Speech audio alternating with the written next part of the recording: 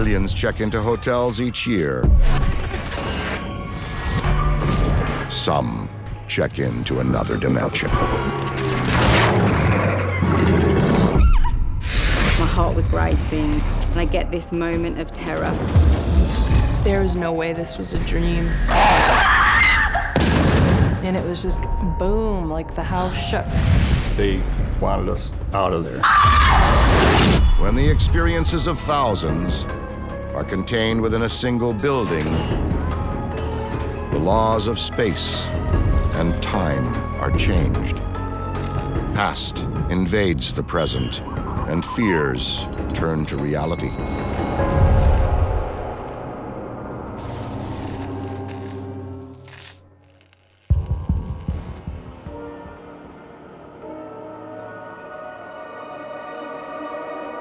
Imagine finally finding the perfect place for your dream B&B, only to discover that there's already something inside. Dark, angry spirits with a single evil intention: to send you running for your life.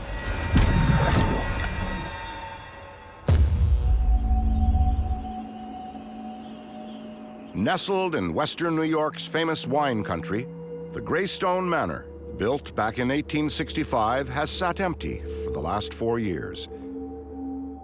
But for its new owners, Heather and Bob Mattison, it's a fresh start.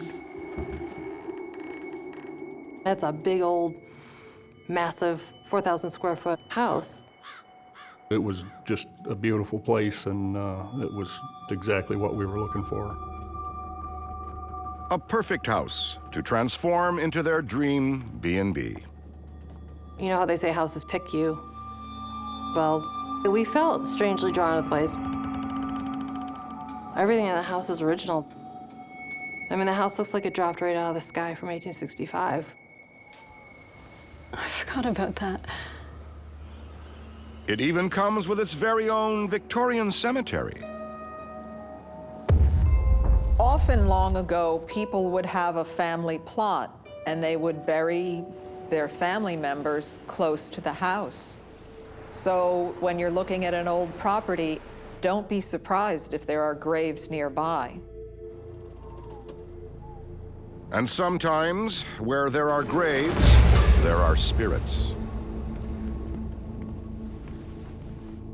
Whoa, that wasn't me. A believer in the spirit world, Heather is immediately suspicious. So that right there, we're like, okay, something's weird. When people buy an old house to convert to a bed and breakfast, they do so at their own peril. You may be buying much more than just the walls and property. You may be buying also the entities that reside there. But Bob, a war vet, isn't about to be scared off. I've always been very skeptical as far as the supernatural. It's just not believable.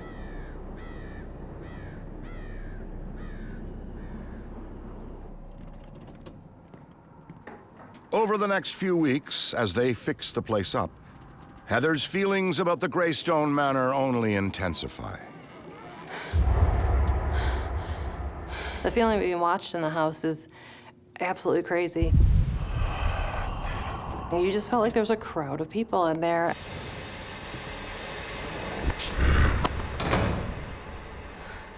And I kept turning around. I thought my husband came home from work early. What's going on? I didn't hear a car. And then I would get up and look, and there's nobody over there. It was really strange.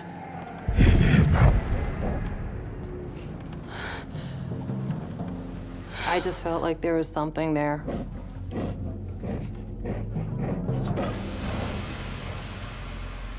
We had been trying to renovate the first floor, and we had all the lumber and paint in the basement. I do not like the basement.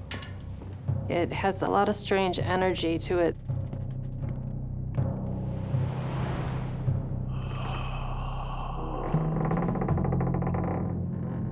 The basement stairs themselves were an open staircase. I kept feeling like someone's gonna grab my feet.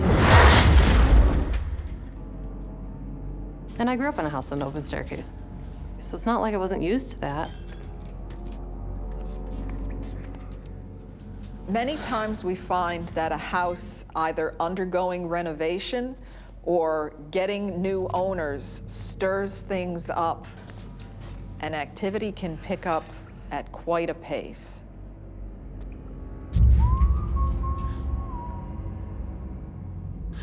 Hello?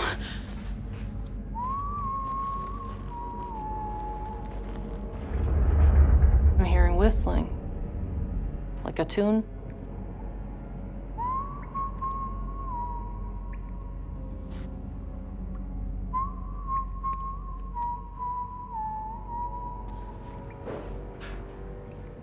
And it was so clear. It was just absolutely like someone was back there. Is someone there? This entity who is whistling at Heather, to me, that seems to be taunting. Hello? You are perverting a normal, happy activity into a sign of evil. You definitely get the feeling that someone's back there. And I'm like, okay, that's weird. Like, what is this? Hello? It was unsettling. It scared me.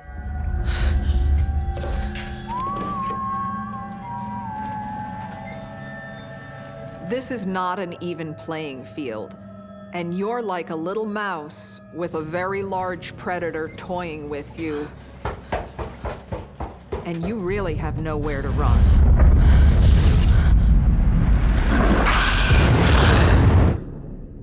But for Bob, it's just the quirks of an old creaky house. I have a mechanical engineering degree, and I always tried to use the first principles of engineering to figure out what was going on.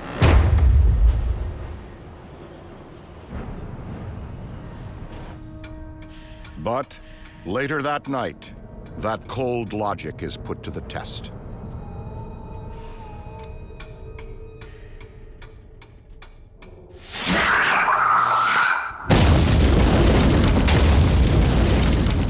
What the hell was that? All of a sudden, out of nowhere, there was the sound of an explosion. Something driven by very bad intentions.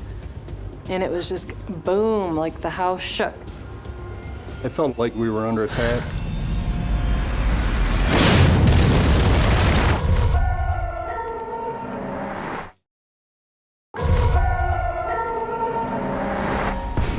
At the Greystone Manor B&B in upstate New York, a malicious spirit seems determined to drive out its latest guests. New owners, Heather and Bob Madison. What the hell was that? The whole damn place is coming down. Having spent 6 years in the United States Army, it sounded like a grenade explosion. We thought for sure something bad had happened,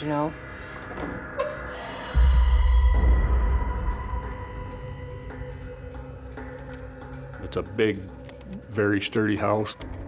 So when something like that happens, you take notice of it.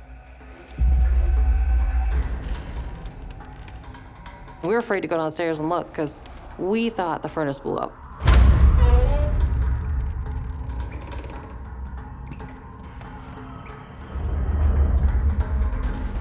When you hear a deafening explosion, that's absolutely terrifying. This may be a very clear and loud warning sign. A paranormal shot across the bow. We can do anything. Listen to this. Now get out. Go in the basement, nothing's out of place. Nothing's moved at all. It was the weirdest thing. There was no smoke, no hole in the ground, There was absolutely no evidence anywhere of an explosion like that. This makes no sense. The hardcore paranormal skeptic is thrown for a loop. What makes it even more terrifying is how do you explain a sound like that actually makes the house move? At that point, there were things that I could no longer explain. It was a very scary experience.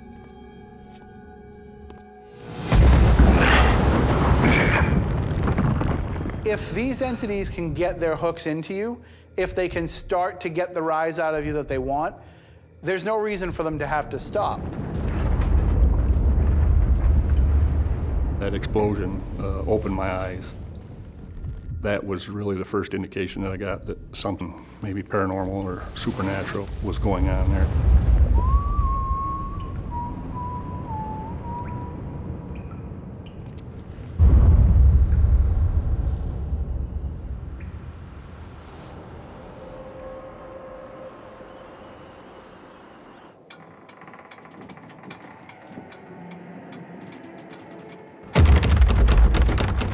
Very worrisome are the spirits that intentionally seek to deceive when they communicate.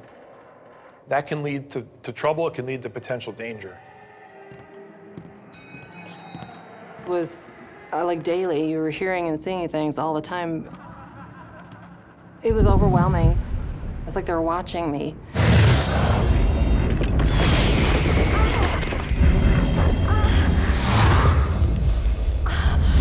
All of a sudden, my arm started to burn. This huge scratch started to appear on my arm. And it was puffing up and turning red. There's nothing more definitive than getting a wound. If this entity is diabolical enough to lure her into this situation, what else is it capable of doing? There's no limit. Heather has no doubt that spirits are sending her a message. So it was almost like they were warning me, like, we don't want you doing too much work in the house. We could hurt you a lot more than this. You know, almost like they were watching what I was doing.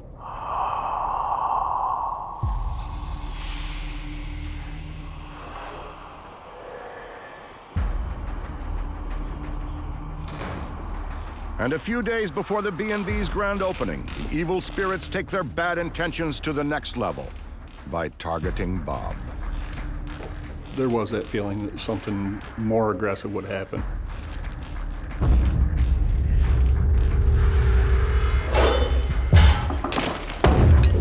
We come home, and everything in the house is just shaking. What is happening?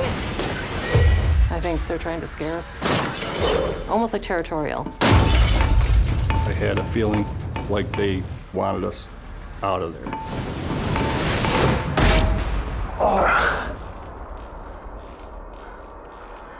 Bob, are you okay? Yeah, I think, maybe. The ceramic welcome sign hit me on top of the head. I felt like they were targeting me. That was crazy. That scared the heck out of me. That was very hair-raising, sort of a terrifying moment. From a spirit with a clear and steady goal. We're in poltergeist activity, and you are not welcome. Get out or you will get hurt. Their dream of running a quaint countryside B&B is now on shaky ground. Maybe this B&B wasn't the best thing to do. There was that feeling that something more ominous might take place. There's no way you can open up a B&B in this kind of environment. You need to do something to make it livable for yourself and your guests.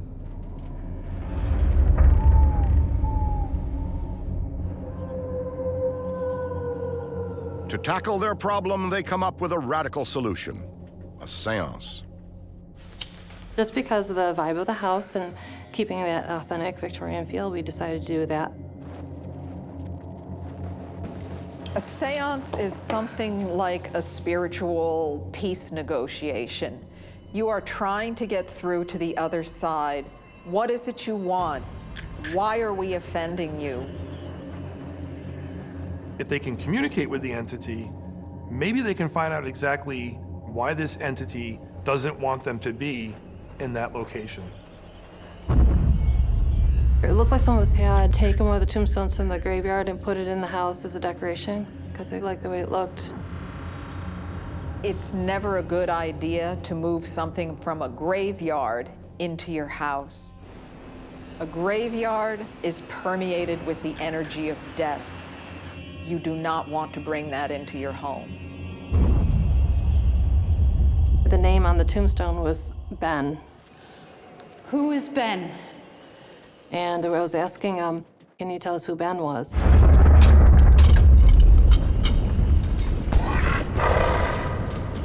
And soon, they make contact. Hello?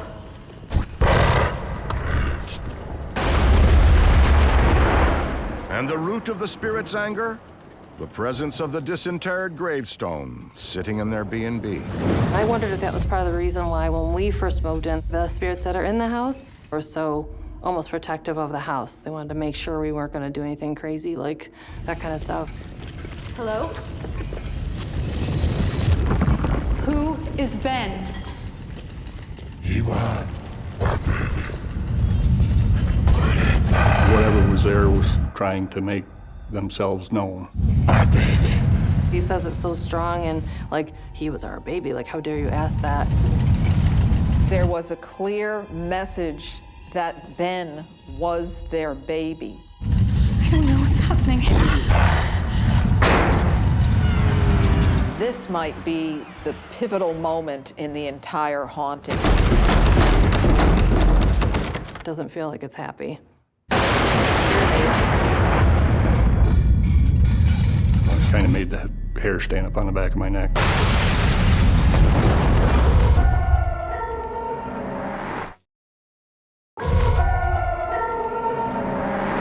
At their Greystone Manor B&B in upstate New York, new owners Bob and Heather Mattison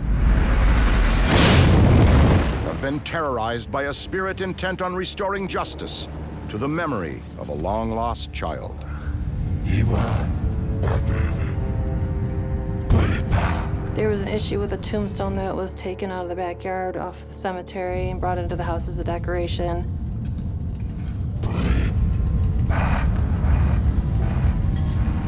Doing something to somebody's beloved child's grave, that is certainly motive for angry reaction.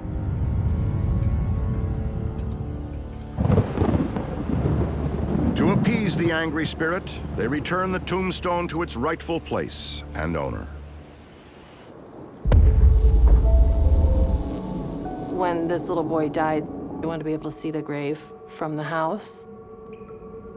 Heather learns about the dark presence in their basement. Is someone there? I believe it's a very unhappy spirit. Hello? And he was a bad alcoholic. He was like the town drunk and he was very angry. And the reason for his rage? He was relegated to the basement against his wishes. I think this guy was more like a worker or a farmhand.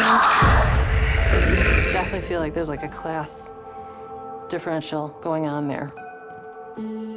With a better understanding of the spirits that share their home, they finally open their B&B in a house where balance and serenity has been restored, more or less.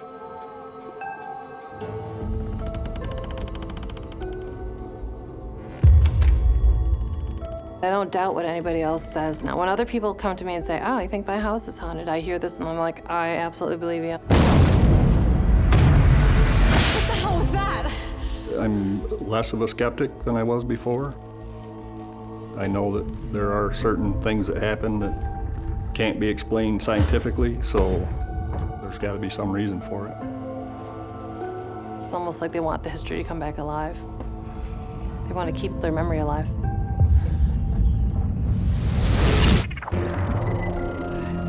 Some dark spirits visit the living hoping to fix past mistakes.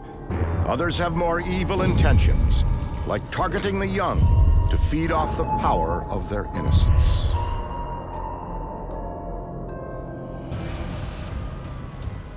As one of the world's prime tourist destinations, New York City's Times Square draws all kinds, including some of the most cold-blooded predators to walk the earth, some of whom have died there but never left.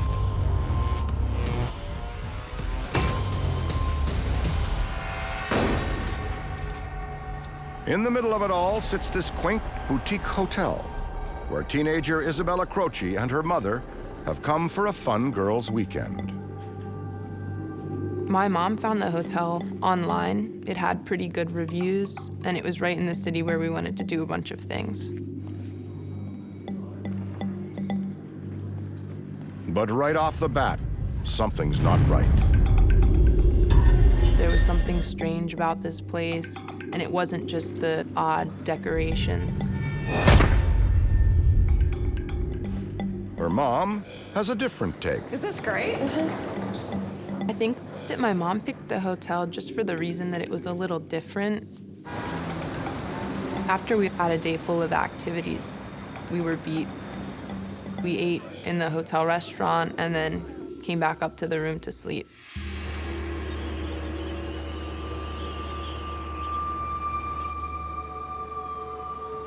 I'm gonna sleep so well tonight, that is for sure. Sharing a room with my mom and being 13 definitely wasn't the ideal situation, but it was okay since it was just for one night. Good night, sweetie. Good night. The noise from the streets were definitely loud, and the hotel being a little creepy and a little off made it a lot harder to fall asleep. As the saying goes, New York City never sleeps, and that includes its dead.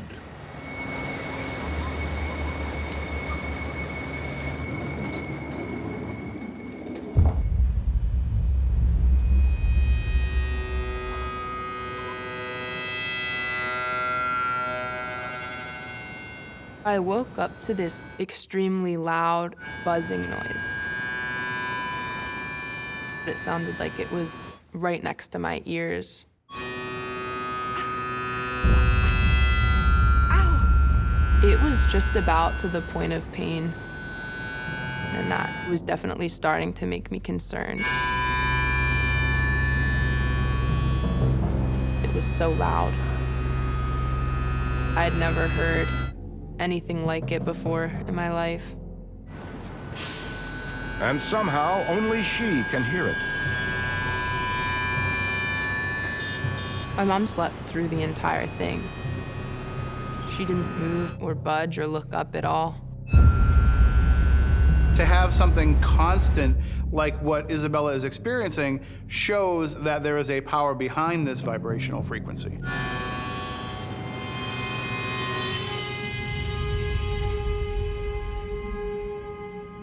Suddenly, it's gone. The sound just completely stopped. There was no noise from cars on the street or people outside of the window. It was almost like my sense of hearing was like taken away from me. But I try and reason with myself when I notice something strange going on.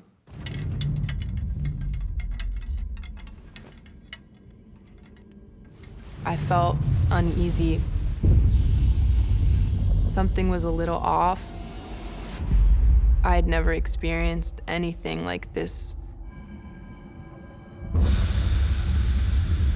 I looked at the closet and saw what I thought was a big, heavy jacket.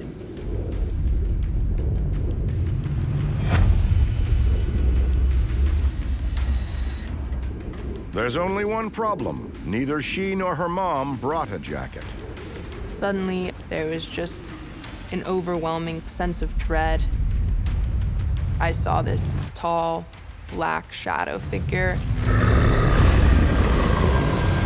There was no way this was a dream. I was fully awake, frozen in fear. I was absolutely terrified.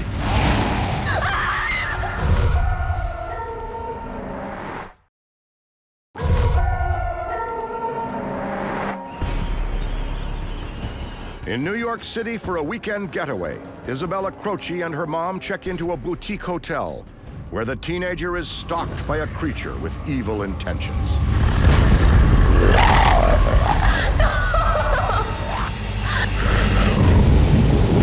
As it moved, it did grow in size. This thing was just standing over me.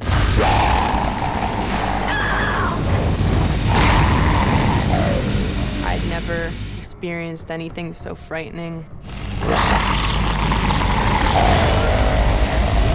If an evil entity wants to corrupt something, the more innocent his victim, the more he will relish that evil process of harming that child. But whatever its evil intentions, Isabella's mother is also on its radar. My mom is in some sort of trance. She didn't move through the entire thing. I believe a negative entity that has that much power, that can put you in a very potentially dangerous situation. Slowly, it just moved across the room.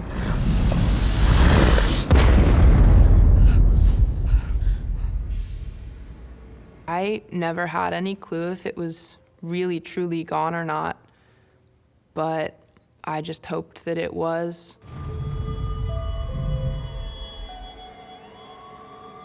Exhausted, Isabella sinks into a deep sleep. When I woke up that morning, I looked back on everything that had happened, and I still kind of tried to reason with myself. You okay? Just a little tired. Yeah, me too. I had the strangest dream last night. That's when my mom told me about this creepy dream that she had. It was so weird. I was asleep, but I was standing up in the closet. The way she told it was that she had a dream that we were in the hotel room, but there was this man lurking. When I opened my eyes, I saw this thing just sort of... She describes the very same specter that terrorized her daughter. Mom! Sometimes people are in a state of disbelief when they first start encountering paranormal activity. Anyway, I was stupid. It was just a dream, right? Yeah. Yeah. All right. I was just blown away. She had seen the exact same thing that I had, just in a dream. Could be that this is how the entity chose to communicate with her on a subconscious level. The fact that we both saw the same figure is unbelievable. At that moment, we thought this was a haunted hotel and we had seen something really deep and dark.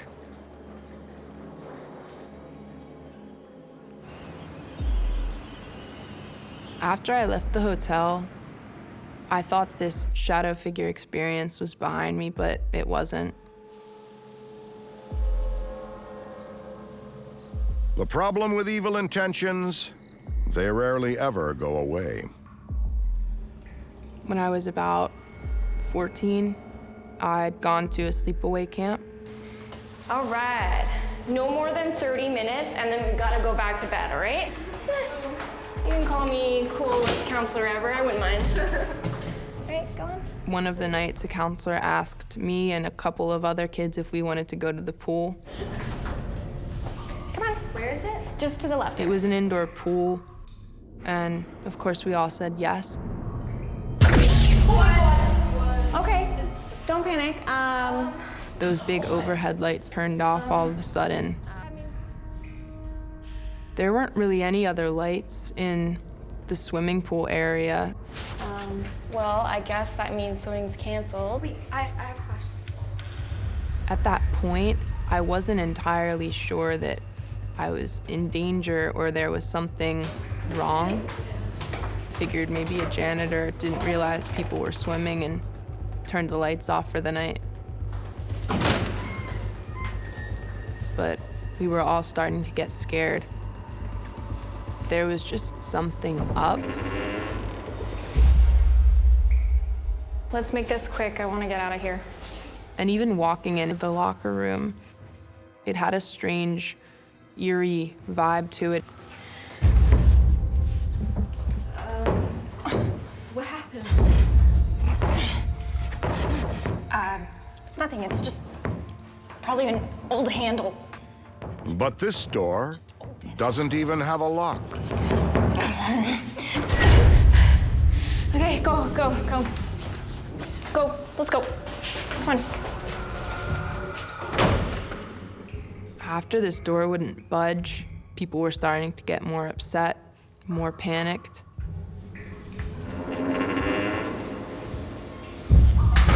Look at that.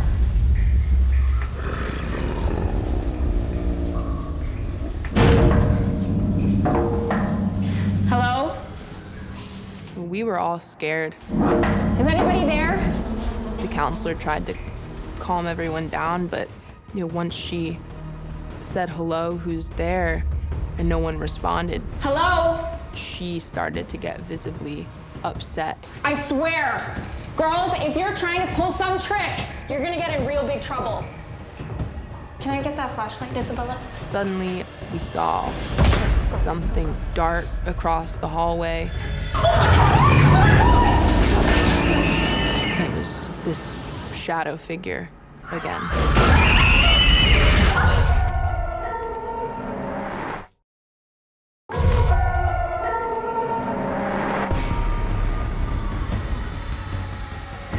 After being stalked in a New York City hotel by a dark, shadowy figure, teenager Isabella Croce once again finds herself the target of evil intentions. Okay, go. This time at a summer camp full of young potential victims. It wasn't only me that was affected by this entity. It seemed to be drawing more power from our fear. It wanted to scare as many people as possible. And the only reason the door was locked was because the shadow figure was keeping it locked. This entity wanted to trap us. It was almost like we were its prey.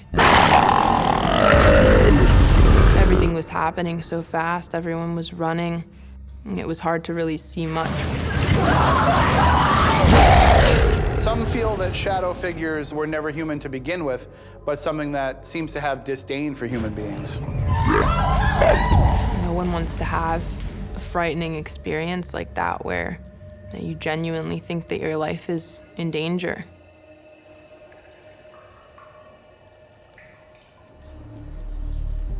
Back home, Isabella tries to make sense of her two encounters.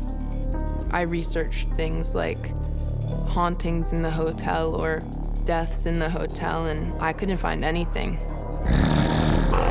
But she does find a way to explain her mom's dream. This thing can travel into dreams and into real life as well. But what about her second encounter at camp? Even though they don't appear to be related, what is a common denominator is Isabella. It's almost like I was marked by the first one. And that, in turn, drew this other shadow figure out towards me.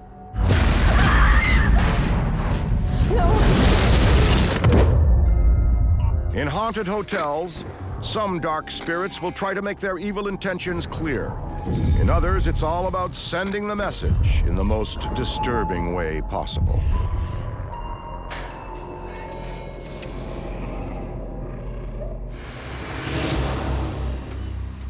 But in the English countryside, in an ancient hotel fit for a king, the only thing guest Emma Davies hopes for is that a night's stay will make the perfect gift for her husband. Okay. It was my husband's 30th birthday, so really looking forward to getting some time off and getting away together. My husband was quite excited about staying in the hotel as well. What do you think? It's amazing. You think so? I felt really relaxed and excited at the same time. So glad you liked it. But for Emma, that feeling doesn't last long. As we put our bags down, I did then start to feel a little bit uncomfortable. And I started to feel a little bit sick, a little bit overwhelmed.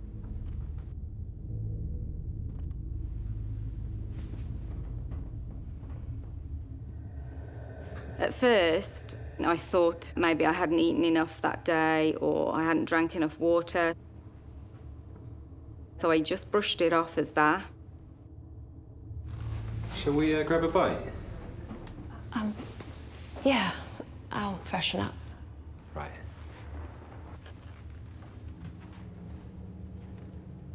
It was my husband's birthday, so I wasn't going to start causing trouble because I didn't feel well.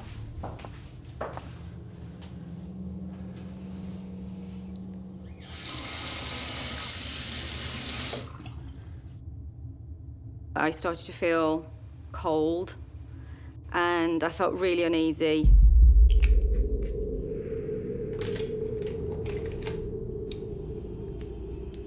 It felt as though I was being watched.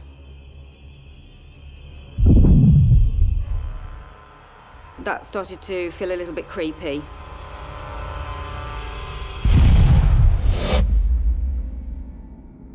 Out of the corner of my eye, that's when I thought I saw a shadow.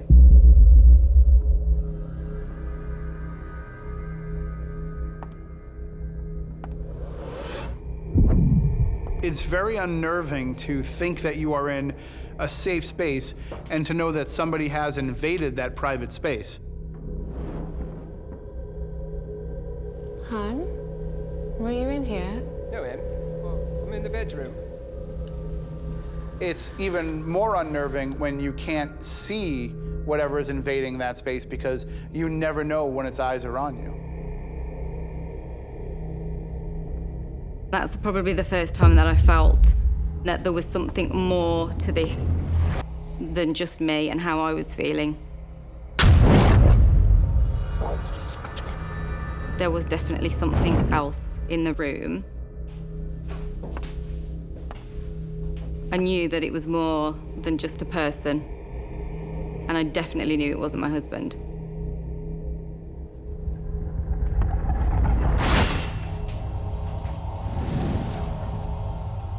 As a believer, Emma knows she's encountered something, but decides to keep it to herself. My husband is very skeptical, so I'm trying to push it at the back of my mind and not have too many emotions or feelings over it at that point. After a wonderful night on the town, Emma and her husband head back to the hotel. Me and my husband had a really lovely time. But in the room, the gloomy feeling lingers. I was kind of dreading going back up to the room. If the reaction is increased fear, that's only going to keep powering up the entity and giving it the ability to be able to do something else that will frighten you even more.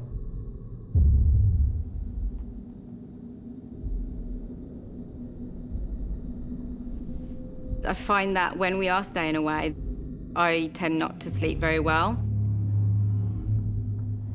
My husband falls asleep quite quickly.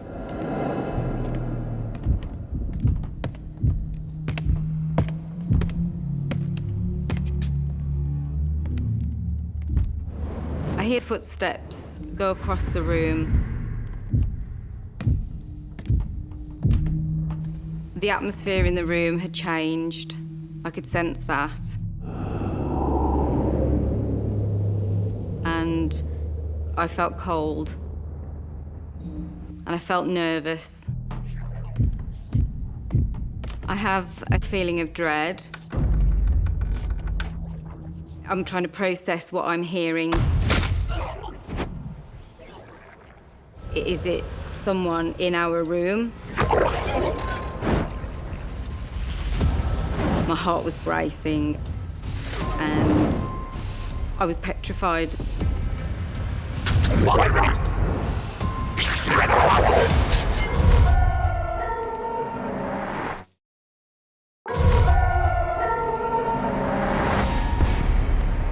In a centuries-old English hotel, Emma Davies had hoped a holiday away would be the best gift for her husband's birthday. Until she's confronted by an invisible intruder with evil intentions. The footsteps have stopped, and I look around. It is dark, and I can't see too much. But then I notice a dark figure the size of my husband. What are you looking for, love?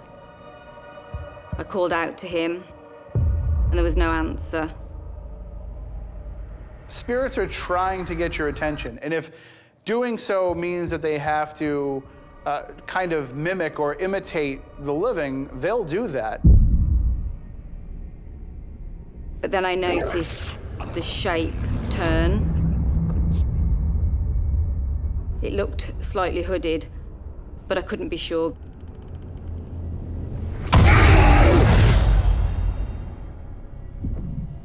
Then there's movement in the bed next to me. And I get this moment of terror. I can hear my heartbeat in my ears. And I look, and I see my husband in the bed. If my husband is in the bed, then what is in the room with us?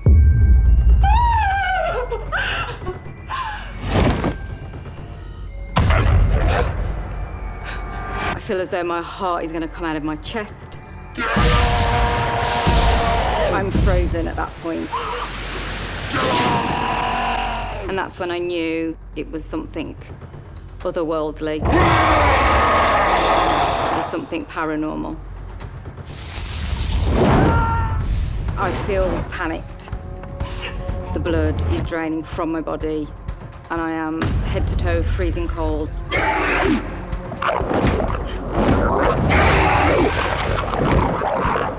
If it's an angry, evil spirit, that's the way it's going to act. And it has the energy to do so.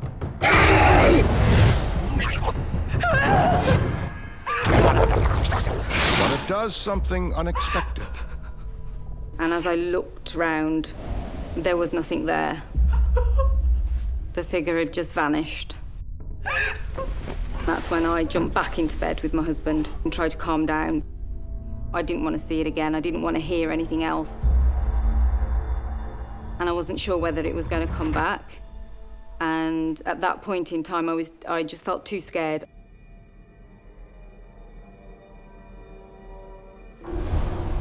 When we checked out of the hotel, I felt as though I'd been robbed a little bit of my break, and I was sad to go, but I was also relieved that I didn't have to spend another night in that room.